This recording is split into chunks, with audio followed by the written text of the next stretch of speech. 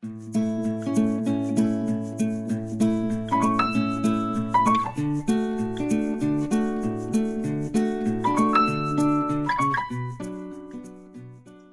everyone, my name is Tracy and I run a code club at Casey Cardinia Libraries. In our code clubs we use a free program called Scratch, and today I'm going to do an introduction video for you so that you can explore Scratch and see how it works. So I'm just going to remove my webcam so that we can run through how it works. So to get to the Scratch program, you can Google Scratch and it's going to take you to scratch.mit.edu. Now, Scratch is a free program, as I said before, but you can also download a Scratch app which will allow you to have access to Scratch and to coding without having access to the internet. So that's a really cool thing. To do that, you have to scroll down to the bottom of the page here. Under the word support, you'll find the word download. So if you click on download, it takes you to the page where you can download the Scratch app. So if you were going to travel perhaps with your children and they're not always going to have access to the internet, but you wanted them to continue to do some coding, you would download this onto your desktop and then you don't need to have that access to the internet to do your coding. Let's go back to the home page now. Now, if you were going to join Scratch to get an online account, you just click here where it says Join Scratch. And it runs you through a series of questions that you have to fill in your details to get your free Scratch account. So children, you need to talk to your parents before you do this because you will need to come up with a username. And as Scratch says there, please don't use your real name because Scratch is a worldwide free program and you don't want people to know your real name. So you will also need to create a password that I suggest that you write down so you remember it. You will need to pop in the country that you were born in, and they like you to put in your month and your year of birth because they collect statistics to see how many children that they're reaching with this free program.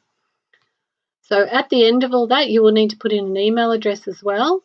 They will send you an email and you will verify your Scratch account, and then you are welcome to log in and continue coding. Now I have a Scratch account, so I'm going to sign in here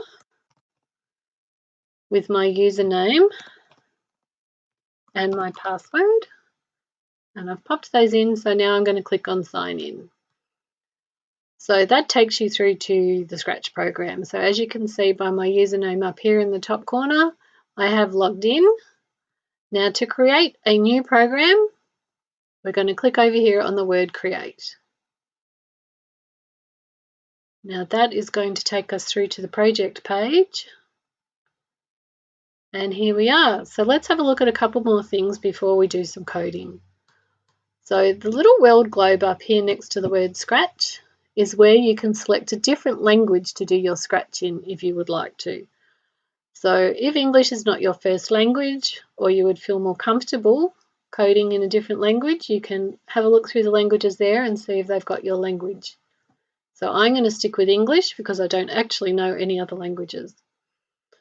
So if you click on the word file, this is where you can create a new project. You can also save your project. You can load a project up from your computer, and you can also save a project down to your computer if you wanted to. So we're going to skip over edit and move on to tutorials. If we click on tutorials, that shows you a screen where you can access some free tutorials developed by Scratch that will help you learn how to use Scratch. Now we're going to go back. In this little box here, that is where you will type the name of your project when you're going to save it. The share button is how you save your online projects. When you share it, you need to remember that you will be sharing that project to people who can see it from all over the world. Now if we go a bit further along over here, the little file picture here is where you will access any saved projects that you have already created. And where my username is, that is how I will log out when it's time to log out. Now looking at the screen, we can break this screen down into 5 different sections. So the first section is over here, and this is the coding section. So this gives you access to all the different code blocks that you're going to use, and all the different types of code blocks. You can see down here by the different buttons, we have a whole lot of different code buttons that we can access. This area here, the big area in the middle of the screen, is the scripts area. So the programs that you build will be in this area here. You will drag and drop some of the code blocks over here to build your programs. This area over here is the stage area. So any animations, any backgrounds, any different sprites that you choose to use in your projects will show up here. This area down here is the sprite area, so any different sprites that you use in your project will show here. This little area off to the side here is the stage area, and again, any different backdrops that you decide to use in your projects will show up here. Whenever you open a new project, you'll always have the Scratch Cat as your first sprite. If you wanted to delete the Scratch Cat, that's simple. You simply click here on the rubbish bin and then he will disappear.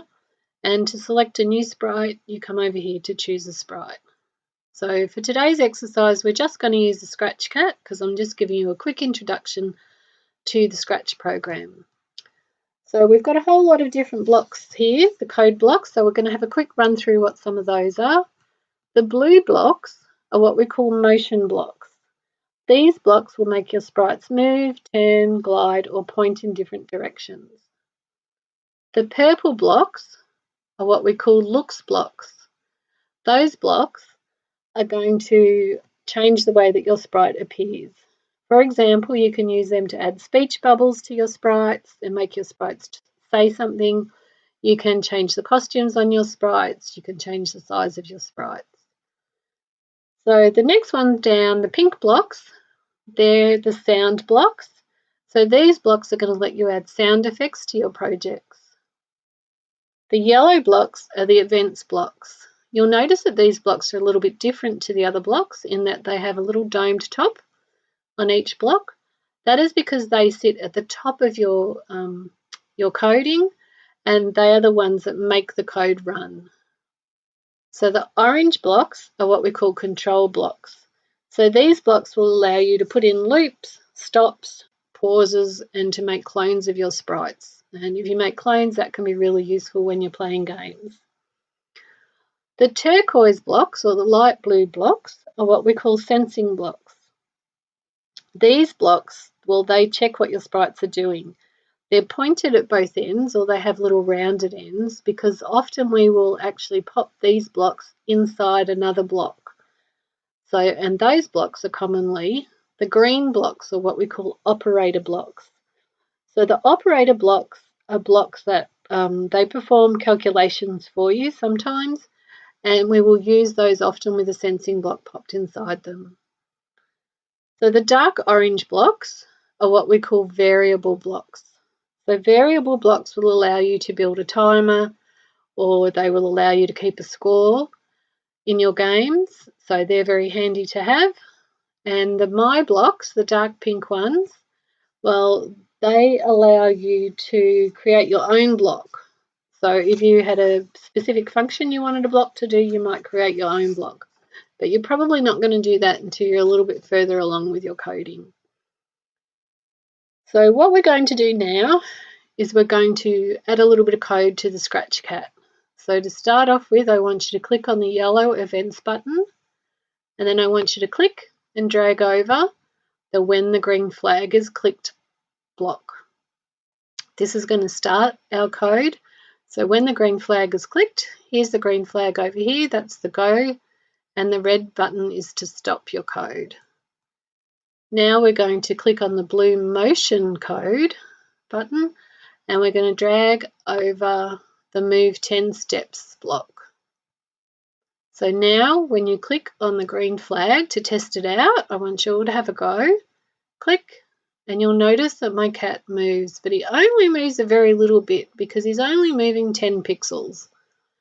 So what we're going to do, because there's a white circle here in our blue motion block, that means that we can change that number. So I want you to click in there and then backspace.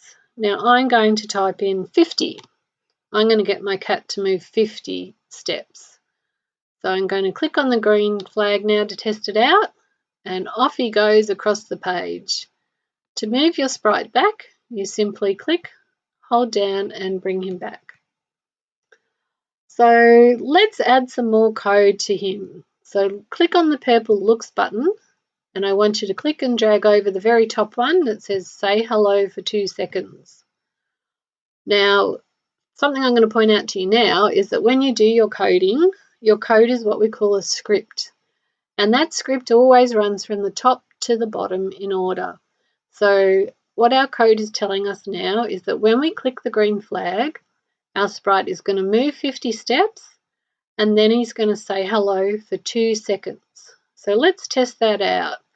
Come over here, click on the green flag, and he moves, and then he says hello for 2 seconds. So you can do that again and again. So that's pretty exciting, isn't it? So I want you to have a bit of a play around with the different blocks that you've got here. And I'm just going to show you now how to save your project. So we're working online. So to save my project, I simply come up here to the box up the top. I backspace to get rid of what was in there, and I'm going to call this Scratch Cat Project. Now, because we're working online, we're actually sharing our project. So we have to click on Share to save it. And then it takes you to a different page. So this is the page that people who are looking at your project from somewhere else, once they've logged into Scratch, this is the page that they might see. So this is your project. If you wanted to make some instructions or some notes, you can do that here.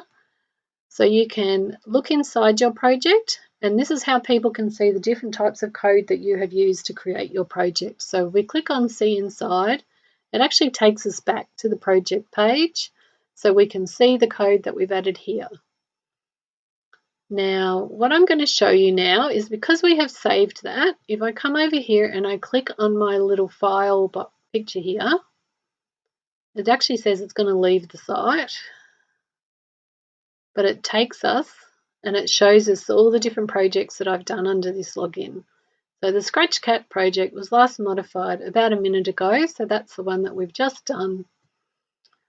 And if I click back on that, it will take us back here, and then I can see inside my project.